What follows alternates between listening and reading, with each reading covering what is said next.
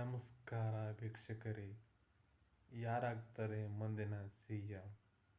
ದಯವಿಟ್ಟು ನೀವಿನ್ನು ನಮ್ಮ ಚಾನಲನ್ನು ಸಬ್ಸ್ಕ್ರೈಬ್ ಮಾಡಿ, ದಯವಿಟ್ಟು ಸಬ್ಸ್ಕ್ರೈಬ್ ಮಾಡಿಕೊಳ್ಳಿ ಸ್ನೇಹಿತರೆ. ನಿಮ್ಮ ಪ್ರೋತ್ಸಾಹ ಎಂದಿಗೂ ಇರಲಿ ಸ್ನೇಹಿತರೆ. ಬನ್ನಿ ಸ್ನೇಹಿತರೆ, ಈಗ ನಾವು ವರದಿಯಲ್ಲಿ ಮುಂದುವರಿಯೋಣ ಸ್ನೇಹಿತರೆ. ನವೆಂಬರ್ 21, 2025 ಡಿ.ಕೆ. ಶಿವಕುಮಾರ್ ಮುಹೂರ್ತ ಫಿಕ್ಸ್ ಆಗಲಿಲ್ಲ.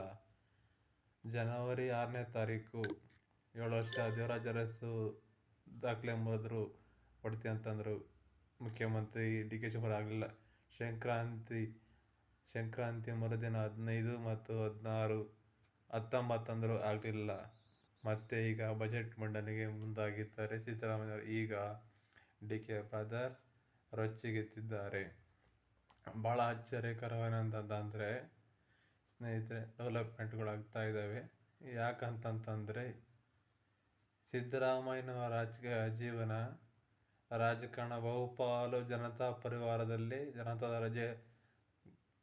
ದೇವೇಗೌಡರ ನೆರಳಲ್ಲೇ ಬೆಳೆದ ಬಂದ ಸಿದ್ದರಾಮಯ್ಯ. ಡಿ.ಕೆ. ಶಿವಕುಮಾರ್ ಅವರು ಹತ್ತುವಾಗಲೇ ಸಿದ್ದರಾಮಯ್ಯನವರು ಇದ್ರು. ಡಿ.ಕೆ. ಶಿವಕುಮಾರ್ 1985ರಲ್ಲಿ ಎಂಎಸ್ ಯೂತ್ ಕಾಂಗ್ರೆಸ್ಸಿಂದ, 1980ರಲ್ಲಿ ಯೂತ್ ಕಾಂಗ್ರೆಸ್ಸಿಂದ, 85ರಲ್ಲಿ ದೇವೇಗೌಡರ 700ರಲ್ಲಿ ನಿಂತು ಸೋಲ್ತಾರೆ. 89ರಿಂದ ಗೆದ್ಕೊಂಡು ಬರ್ತಾ ಇರ್ತಾರೆ. ಇಲ್ಲಿವರೆಗೂ ಗೆದ್ಕೊಂಡು ಬಂದಿದ್ದಾರೆ. 2006ರಲ್ಲಿ ಸಿದ್ದರಾಮಯ್ಯನವರು ಕಾಂಗ್ರೆಸ್ಸಿಗೆ ಬರಲ್ಲ, ಬಂದಮೇಲೆ ಯಾಕೆ ಅಡ್ಜಸ್ಟ್ ಆಗಲ್ಲ ಅಂತ BJP ಕಡೆ ಮುಖ ಮಾಡ್ತಾರೆ ಅಂತ ಹಳ್ಳಿ ಅಕ್ಕಿ ವಿಶ್ವನಾಥ್ ಅವರು ಹೇಳ್ಕೊಂಡಿದ್ದಾರೆ ಸುಮಾರು ಕಡೆ. ಅಲ್ಲಿವರೆಗೂ ಆರಾದ ನಂತರ ಬರೀ ವಿಪಕ್ಷ ನಾಯಕ, ಮುಖ್ಯಮಂತ್ರಿ ಆಗಿ ಇಲ್ಲಿವರೆಗೂ 8 ವರ್ಷ ಮುಖ್ಯಮಂತ್ರಿ, ಮಿಕ್ಕಿದ ದಿನಗಳೆಲ್ಲ ವಿಪಕ್ಷ ನಾಯಕ ಆಗಿ ಒಂದು ಯಾವಾಗಲೂ ಅಧಿಕಾರ ಇದ್ದಾಗ ಮುಖ್ಯಮಂತ್ರಿ, ಅಧಿಕಾರ ಇದ್ದಾಗ ವಿರೋಧ ಪಕ್ಷ ನಾಯಕ. ಅದ್ಭುತವಾಗಿ ಎಲ್ಲವನ್ನೂ ಅನುಭವಿಸಿದ್ದಾರೆ ಸಿದ್ದರಾಮಯ್ಯನವರು. ಈಗ 1980ರಿಂದ ಕಾಂಗ್ರೆಸ್ ಪಾರ್ಟಿಗೋಸ್ಕರ ಸಕಲವನ್ನೂ ಮುಡಿಪಾಗಿಟ್ಟುಬಿಟ್ಟು ಧಾರೆ ಎರೆದಂಥ ಪಾರ್ಟಿ ಅಧ್ಯಕ್ಷ ಆದಮೇಲೆ ಕಾಂಗ್ರೆಸ್ಸಿನ ಇತಿಹಾಸದಲ್ಲಿ ಕಾಂಗ್ರೆಸ್ ಪಾರ್ಟಿಗೆ ಒಂದು ರೀತಿಯ ಗತ್ತು, ಗೈರತ್ತು, ತಾಕತ್ತು, ತೂಕ ಎಲ್ಲವನ್ನೂ ಕೂಡ ಹೆಚ್ಚು ಡಿ.ಕೆ. ಶಿವಕುಮಾರ್ ಅವರು ಇನ್ನೂ ಕೂಡ ಮುಖ್ಯಮಂತ್ರಿ ಮಾಡಿ ಅಂತ ಬಾಗಿಲ ತಟ್ಟುತ್ತಲೇ ಇದ್ದಾರೆ. ಕಾಂಗ್ರೆಸ್ ಪಾರ್ಟಿಯಲ್ಲಿ 20 ವರ್ಷ ಉಪಮುಖ್ಯಮಂತ್ರಿ ಆಗಿ, ಸಚಿವ ಸ್ಥಾನ ಸಂಪುಟ ಮಾಡಿ 13 ಸುಮಾರು ಹುದ್ದೆಗಳನ್ನು ಸಿದ್ದರಾಮಯ್ಯನವರು JDSನಲ್ಲಿ ಅನುಭವಿಸಿದ್ದಾರೆ. ಆದರೆ 1980ರಿಂದ ಕಾಂಗ್ರೆಸ್ ಪಾರ್ಟಿಗೆ ಕಾಂಟ್ರಿಬ್ಯೂಷನ್ ಕೊಟ್ಟಿದ್ದ ಡಿ.ಕೆ. ಶಿವಕುಮಾರ್ ಮುಖ್ಯಮಂತ್ರಿ ಆಗಲಿಲ್ಲ. ಈಗ ಡಿ.ಕೆ. ಶಿವಕುಮಾರ್ 64 ವಯಸ್ಸು, ಸಿದ್ದರಾಮಯ್ಯನವರ 64ನೇ ವಯಸ್ಸಿಗೆ ಬಂದು 66ನೇ ವಯಸ್ಸಿಗೆ 13ರಲ್ಲಿ ಮುಖ್ಯಮಂತ್ರಿ ಆಗಿದ್ದು. ಹೀಗಾಗಿ ಸಿದ್ದರಾಮಯ್ಯನವರು ಕೊಟ್ಟ ಮಾತಿನಂತೆ ನಡೆಯಬೇಕು. ಇಬ್ಬರಿಗೆಲ್ಲ ನಾಯಕರಿಗೆಲ್ಲ ಗೊತ್ತು, ಹೈಕಮಾಂಡಿಗೆ ಗೊತ್ತು. ಡಿ.ಕೆ. ಬ್ರದರ್ಸು ಘಂಟಾಘೋಷವಾಗಿ ಹೇಳ್ಕೊಳ್ತಾ ಬರ್ತಾ ಇದ್ದಾರೆ, ನಾವು ರೆಡಿ ಇದ್ದೀವಿ ಅಂತ. ಕಾರಣ ಇಷ್ಟೇ, ಯಾಕಂತ ಖರ್ಗೆ ಮುಖ್ಯಮಂತ್ರಿ ಇಷ್ಟೊಂದು ಗಲಾಟೆ ಆಗ್ತಿರಲಿಲ್ಲ, ಪರಮೇಶ್ವರ ವಿರೋಧ ಆಗ್ತಿರಲಿಲ್ಲ. ಆದರೆ ಡಿ.ಕೆ. ಶಿವಕುಮಾರ್ ಒಂದು ಮಾತು ಹೇಳ್ತಾರೆ, ಕಾಂಗ್ರೆಸ್ಸಲ್ಲಿ ಬಿಜೆಪಿಯಲ್ಲಿ ದಳದವರಿದ್ದಾರೆ, BSP ಎಲ್ಲರೂ ಇದ್ದಾರೆ. ಅತಿಥಿಗೆ ಫಸ್ಟು, ನಾವೆಲ್ಲ ನೆಕ್ಸ್ಟು, ನಾವೆಲ್ಲ ನಮ್ಮ ಮನೆ ಮಕ್ಕಳು ಅಂತ ಹೇಳ್ತಾರೆ. ತಾಳ್ಮೆ ಇರಬೇಕು ಅಂತ 3 ತಿಂಗಳಿಂದಲೇ ತಾಳ್ಮೆ ಇರಬೇಕಂತ ಹೇಳ್ತಾರೆ. ಈಗ ತಾಳ್ಮೆ ಕಟ್ಟಿ ಹೊಡೆದಂತೆ ಕಾಣ್ತಾ ಇದೆ. ಈಗ ಕನಕಪುರದ ಬಂಡೆ ತಾಳ್ಮೆ ನೋಡಿ ಅಚ್ಚರಿ ಆಗಿರ್ಬೋದು. ಕನಕಪುರ ಅಂತ ಇವರ ಡಿ.ಕೆ. ಸುರೇಶ್, ಇವರ ಶಿವಕುಮಾರ್ ಅಂತ ಎಲ್ಲರಿಗೂ ಎಷ್ಟು ತಾಳ್ಮೆಯಿಂದ, ಭಕ್ತಿ ಭಾವನೆ ಎಲ್ಲ ಆಗೋಗ್ತಾ ಇದೆ. ಆಗ ಈಗ ಗೇಮ್ ಸ್ಟಾರ್ಟ್ ಆಗ್ದಂಗೆ ಕಾಣ್ತಾ ಇದೆ ಸ್ನೇಹಿತರೆ. ಯಾಕಪ್ಪ ಅಂತಂದರೆ ಕಾಂಗ್ರೆಸ್ ಪಾರ್ಟಿಯಲ್ಲಿ ಜನಾರ್ದನ ಪೂಜಾರಿ ಉನ್ನತ ಹುದ್ದೆಯನ್ನು ಪಡೆಯಲು ಸಾಧ್ಯ ಆಗಲಿಲ್ಲ. ಮಲ್ಲಿಕಾರ್ಜುನ್ ಖರ್ಗೆ ಪರಮೇಶ್ವರ್ ಅವ್ರಿಗೂ ಆಗಲಿಲ್ಲ. ಪರಮೇಶ್ವರ್ ಅವರು ಮುಖ್ಯಮಂತ್ರಿ ಸ್ಥಾನವನ್ನು ಅಲಂಕಾರ ಮಾಡೋಕ್ಕಾಗಲಿಲ್ಲ. ಮೂಲ ಕಾಂಗ್ರೆಸ್ಸಿಗರು, ಅದರಲ್ಲೂ D K Shivakumar, B J ಪಿಯವರು ಅತಿಥಿಗಳು ಫಸ್ಟು ಅಂತ ಡಿ ಕೆ ಶಿವಕುಮಾರ್ ಹೇಳ್ತಾ ಇರ್ತಾರೆ. ಆದರೆ ನಾವೆಲ್ಲ ಮನೆ ಮಕ್ಕಳು ಅಂತ ಅನ್ನೋ ಹೇಳಿಕೆ ಈಗ ಚಾಪ್ಟರ್ ಮುಗೀತು, ನಾವು ಸ್ಟಾರ್ಟ್ ಮಾಡಿದ್ವಿ ಅಂತ ಸಂದೇಶ ಕೊಡ್ತಾ ಇದ್ದಾರೆ.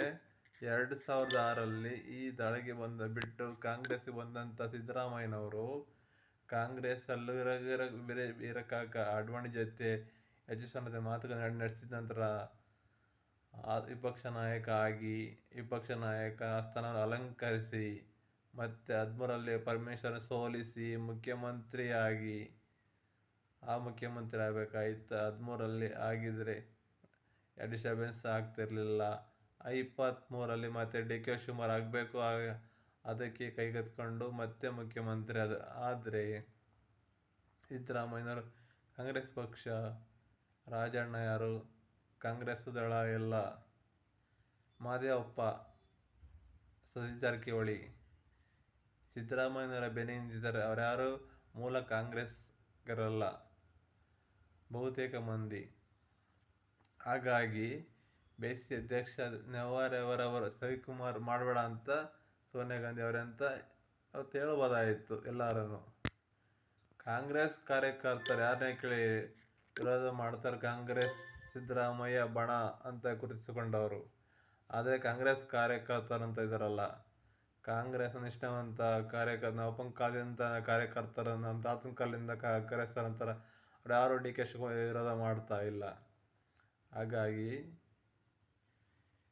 ಡಿ ಕೆ ಬ್ರದರ್ಸ್ ಈಗ ಓಪನ್ ಆಗಿ ಮಾತಾಡೋಕ್ಕೆ ಶುರು ಮಾಡಿದ್ದಾರೆ. ಕೊಟ್ಟಿಗೆ ಮತವನ್ನು ಉಳಿಸ್ಕೊಳ್ಳಿ, ನಡ್ಕೊಳ್ಳಿ ಅಂತ ಹೇಳ್ತಾವ್ರೆ. ಬಟ್ ಅದು ಯಾವುದು ಕಿವಿಗೆ ಕಾಣ್ತಾ ಇದೆ, ನಮಗೆಲ್ಲ ಗೊತ್ತಿಲ್ಲ ಕಣಯ್ಯ, ಹೈಕಮಾಂಡ್ ಹೇಳೋ ಕಣಯ್ಯ, ನೀನು ಯಾರೋ ಕೇಳಕ್ಕೆ ನನಗೆ ಅಂತ ಇದೇ ಲೇವಡಿ ಮಾತಾಡ್ತಾ. ಕಾಂಗ್ರೆಸ್ಗೆ ಹೈಕಮಾಂಡ್ಗೆ ತಳನೂ ಇಲ್ಲ ಬುಡನೂ ಇಲ್ಲ. ಅವ್ರಿಗೆ ತಲೆ ಇತ್ತೋ ಇಲ್ಲ ಗೊತ್ತಿಲ್ಲ. ಹೆಂಗೆ ದೇಶ ಆಳಿದ್ರೋ ಗೊತ್ತಾಗ್ತಾ ಇಲ್ಲ ನಮಗೆ. ಇಡೀ ದೇಶದಲ್ಲಿ ಅತ್ಯಂತ ಪುರಾತನ ಪಕ್ಷ ಅಂತ ಹೇಳ್ಕೊಂಡು ಓಡಾಡ್ತಾರೆ ಕರ್ನಾಟಕ. ಅಮಿತ್ ಶಾ ಯಾಕೆ ಚಾಣಕ್ಯ ಅಂತ ಕೇಳೋದಾದರೆ, ತಂತ್ರಗಾರತೆ, ಸ್ಟ್ರಾಟಜಿ, ಹಣಕಾಸು ಎಲ್ಲ ಒದಗಿಸುವಂಥ ಚುನಾವಣೆ ಗೆಲ್ಲೋ ಚಾಣಕ್ಯ. ಯಾರಿಗೆ ಕೊಟ್ಟರೆ ಗೆಲುವು, ಯಾರಿಗೆ ಕೊಟ್ಟರೆ ಸೋಲು ಅಂತ ಚಾಣಕ್ಯತನ. ಅದೇ ಥರ ಕಾಂಗ್ರೆಸ್ನಲ್ಲಿ ಡಿ ಕೆ ಶಿವಕುಮಾರ್ ಅದೇ ಚಾಣಕ್ಯ ಅಂತ ಕರೀತಾರೆ. ಹಾಗಾಗಿ ಇಲ್ಲಿ ಯಾವುದೇ ರೀತಿ ಲಾಜಿಕ್ಕು ಮ್ಯಾಜಿಕ್ಕು ಇಲ್ಲದ ವಿಷಯವನ್ನು ಇಟ್ಕೊಂಡು ಓಕೆ ಫಸ್ಟ್ ಮೊದಲೆಲ್ಲ ಇತ್ತು 50-50 ಅಂತ ಇತ್ತು, ಅದೆಲ್ಲ ಆಗಲಿಲ್ಲ. ಜನವರಿ 6ಕ್ಕೆ ದೇವರಾಜ ಅರಸು ದಾಖಲೆ, ಅದು ಸಂಕ್ರಾಂತಿ, ಅದು ಆಗಲಿಲ್ಲ. ಬಜೆಟ್ಟು ಈಗ ನಾವು ಬಟ್ಟಿಲ್ಲ ಅಂತಂದರೆ ಅದಾಗಲ್ಲ ಅಂತ ಡಿ ಕೆ ಶಿವಕುಮಾರ್ ಮೇ ತಿಂಗಳು ಬರಡೇವುದು. ಈಗ 64 ವರ್ಷ ಮುಗಿತಂತ ಸೇಮ ಸಿಗುತ್ತಾ ಅಂತ ಪ್ರಶ್ನೆಗಳು ಕಾಯ್ತಾ ಇದೆ. ಇವಾಗಲೇ ಕೊಡಲಿಲ್ಲ, ಇನ್ನೂ ಕೊಡ್ತಾರೆ ಅಂತ ಹಿಂದೆ ಬಂದ ಮಲ್ಲಿಕಾರ್ಜುನ್ ಖರ್ಗೆ ಅವರು ಕೇಳೋಕ್ಕಾಗಲಿಲ್ಲ. ಪರಮೇಶ್ವರ್ ಅವರು ಹಠ ಮಾಡಲಿಲ್ಲ. ಡಿ ಕೆ ಶಿವಕುಮಾರ್ ಕಾಂಗ್ರೆಸ್ನಲ್ಲಿ ಹೆಚ್ಚು ಹಠವಾದಿ ಮತ್ತು ಛಲವಾದಿ, ಕಾಂಗ್ರೆಸ್ನಲ್ಲಿ ಅತಿ ಹೆಚ್ಚು ಪ್ರಬಲ. ಡಿ ಕೆ ಶಿವಕುಮಾರ್ ಕಾಂಗ್ರೆಸ್ನ ಕಟ್ಟಾಳು.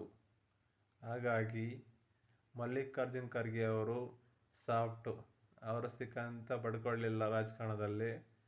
ಹೀಗಾಗಿ ಡಿ ಕೆ ಶಿವಕುಮಾರ್ ಎಲ್ಲರಿಂದ ಅಪೋಸಿಟ್ಟು ಇವರು. ಡಿ ಕೆ ಶಿವಕುಮಾರ್ ಸುಮ್ಮನೆ ಕೂರುವ ಜಯಮಾನ ವ್ಯಕ್ತಿ ಅಲ್ಲೇ ಅಲ್ವಾ ಡಿ ಕೆ ಶಿವಕುಮಾರ್.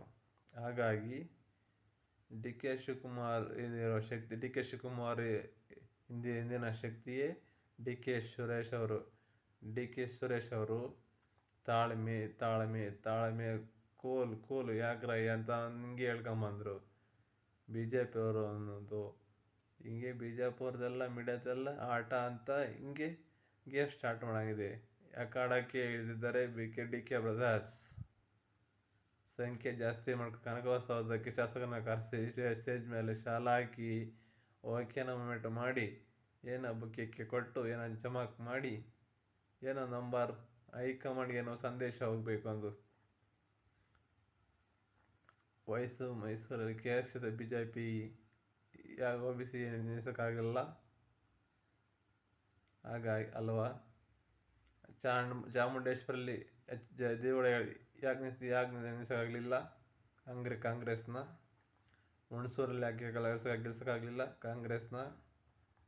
ಹೀಗಾಗಿ ಮತ್ತು ಅಣೂರಲ್ಲಿ ಯಾಕೆ ಕಾಂಗ್ರೆಸ್ KR ಪೇಟೆಯಲ್ಲಿ ಯಾಕೆ ಗೆಲ್ಸೋಕ್ಕಾಗಲಿಲ್ಲ ಕಾಂಗ್ರೆಸ್ನ ಅಲ್ವಾ. ನಿಮಗೆ ಅರ್ಥ ಆಗುತ್ತಲ್ವ. ಹೀಗಾಗಿ ಗೆದ್ದಾಗ ಸಿದ್ದರಾಮಯ್ಯನವರು, ಸೋತಾಗ ಬೇರೆ ಲೆಕ್ಕಾಚಾರ. ಈ ಥರ ನಿಜವಾಗಿಯೂ ಆ ರೀತಿ ಕಾರಣ ಇದ್ದರೆ ತಾಗದ ಪ್ರಶ್ನೆ ಮಾಡಿದ್ರೆ DK ಶಿವಕುಮಾರ್, ನಿಖಿಲ್ ಕುಮಾರಸ್ವಾಮಿ ಅವರ ಬಿಡ್ದಂಗೆ ನನ್ನ ಜಾತಿ ಜನ ಹೊಸ ಸಮುದಾಯ 20 ಗೆಲ್ಸ್ಕೊಂಡಿದ್ರೆ ರಾಮನಗರದಲ್ಲಿ DK ಶಿವಕುಮಾರ್. ಮಾಗಡಿ ಗೆಲ್ಸ್ಕೊಂಡಿದ್ದು DK ಶಿವಕುಮಾರ್.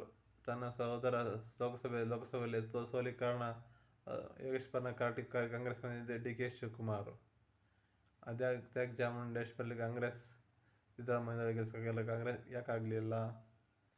ಯಾಕೆ KR ಕ್ಷೇತ್ರದಲ್ಲಿ ಕಾಂಗ್ರೆಸ್ ಗೆಲ್ಲಕ್ಕಾಗಲಿಲ್ಲ. ಅಲ್ಲಿಗೆಲ್ಲ ಹೋದಾಗ ಹಿಂದೆ ಗಣಿತ ಲೆಕ್ಕ ಹಾಕಿದಾಗ ಮುಂದೆ ಬಹುತೇಕ ರಿಸಲ್ಟ್ ಜಿದ್ದಿಗೆ ಬಂದ DK ಶಿವಕುಮಾರ್. ಹಾಗಾಗಿ ದಯವಿಟ್ಟು ನಿಮಗೆ ಕಡೂರು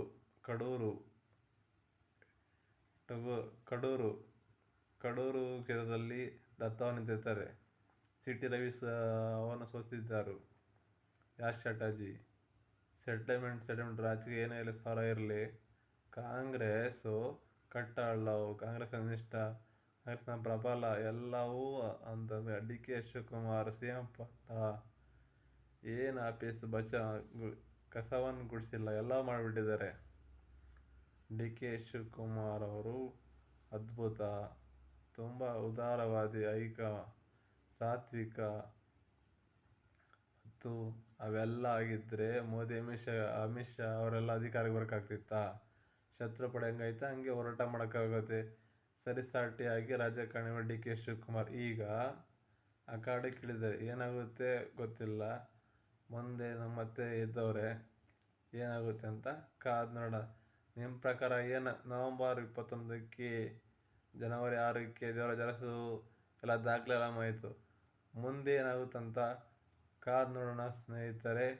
ದಯವಿಟ್ಟು ನೀವಿನ್ನು ಧನುಬಂಡಿ ಚಾನಲ್ನ ಸಬ್ಸ್ಕ್ರೈಬ್ ಮಾಡಿಲ್ಲ ಅಂತಂದರೆ ದಯವಿಟ್ಟು ಸಬ್ಸ್ಕ್ರೈಬ್ ಮಾಡಿ, ಹಾಗೆ ಸಪೋರ್ಟ್ ಮಾಡಿ, ಅಲ್ಲಿರೋ ಬೆಲ್ಲೈಕನ್ ಕ್ಲಿಕ್ ಮಾಡಿ ಸ್ನೇಹಿತರೆ. ನಮಸ್ಕಾರ. ಜೈ ಹಿಂದ್, ಜೈ ಕರ್ನಾಟಕ ಮಾತೆ.